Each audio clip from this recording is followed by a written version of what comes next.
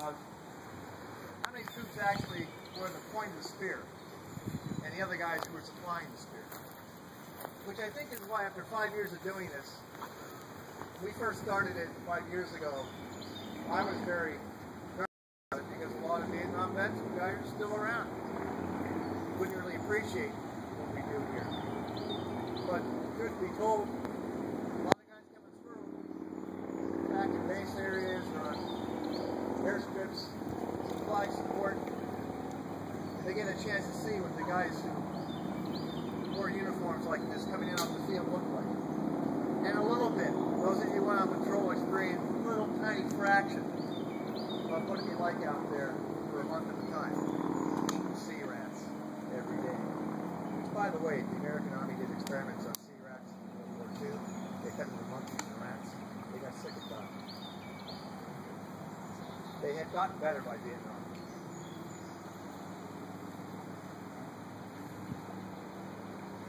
Say what? The pound cake was good. Yes, the pound cake was good. And I liked the beef slices and gravy. That was good too. I'm going to do a little fashion show here of what the well-dressed American would be wearing out there in the field in 68, 69. That's the build-up period.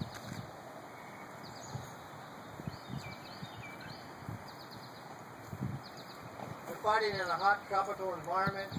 The uniforms of World War II changed quite a bit. What they wore was wool over there. By Vietnam, he had a battle dress uniform with a coat, which the Marines, Navy, we call a blouse.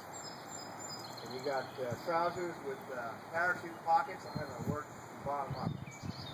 Boots, we all have on here, except for the FMG here. A lot of guys went over there wearing, in first 65, black combat boots. These things wore off your feet very quickly in a hot, humid environment. The legs rotten and they just peel off your foot. Then the Army developed a combination combat boot, the jungle boot. Part leather, part canvas. You got 2 drain holes on the side.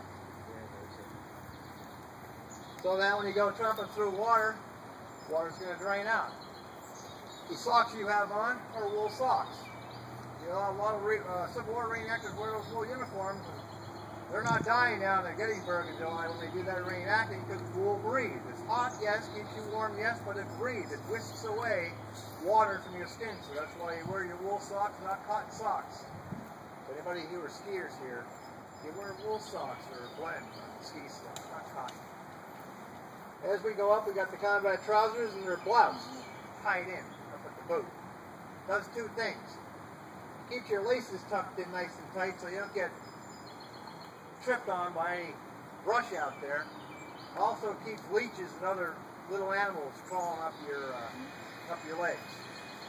As we go up, big combat pockets. When you're in garrison, back in a base and camp, those things need to be iron flat. You don't put anything inside them. Out here in the field, you stuff whatever you can inside those pockets. Because when you're going out, you're not going to get resupplied for a while. You got bandages, extra food, extra socks. Change your socks every day, right? I'm pointing this Marine here because I used to be a corpsman of Marines. And he knows what I'm talking about. Change your socks every day. You lose your doggies, you lost your effectiveness, you're out of there. And you still see guys coming through here now who didn't listen to advice. Their feet are all red. It's the old trench foot from Vietnam.